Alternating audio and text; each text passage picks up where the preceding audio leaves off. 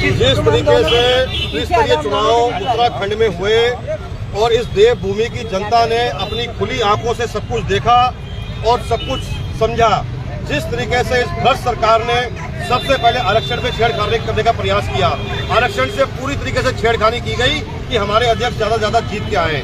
और उसके बाद जिस तरीके से नैनीताल का हादसा हुआ, जिस तरीके से गदरपुर में हुआ, मतलब पूरे प्रदेश में जिस तरीके से न्याय पंचायत के लोगों को, जिला पंचायत के सदस्यों को, बीडीसी को उठाया गया गुंडागर्दी करके, पुलिस को आगे करके। और सबसे हैरानी की बात है कि नैनीताल में हमारे नेता प्रतिपक्ष माननीय यशपाल आर्य जी, हमारे उप नेता प्रतिपक्ष भुवन कापड़ी जी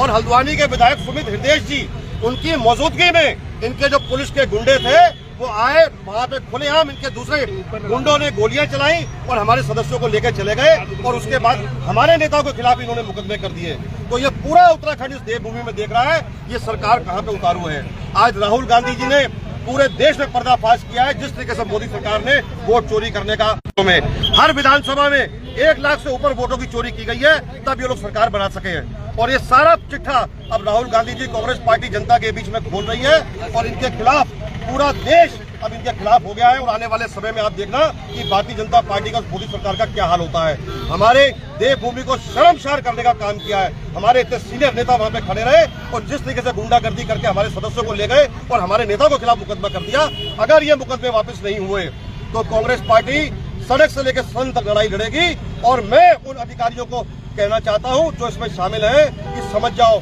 अभी भी समय है, सरकारें आती रहेंगी जाते रहेंगी, हमारे पास पूरी लिस्ट है, वहां के कप्तान की डीएम से लेकर जितने लोग इसमें शामिल थे, आने वाले समय में उनको जवाब देना होगा। नौकरी उन्होंने उत्तराखंड में ही करनी है।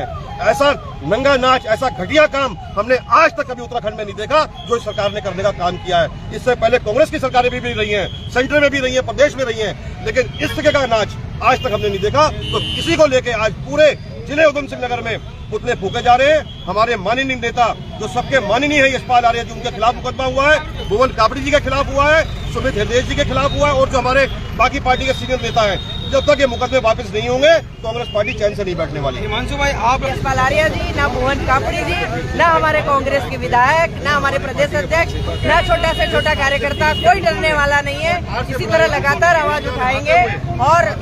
निकाय चुनाव हो चाहे कोई भी चुनाव हो, जिस तरह से उन्होंने वोटों में भी हेराफेरी की है वो भी लोगों के सामने आ रहा है। तो भ्रष्टाचार के खिलाफ, लोकतंत्र का गला घोटने के खिलाफ हमारी कांग्रेस पार्टी, हमारे लीडर इसी तरह आवाज उठाते रहेंगे। इनके मुकदमों से डरने वाले नहीं। संजीव आर्य, सुमित हृदय,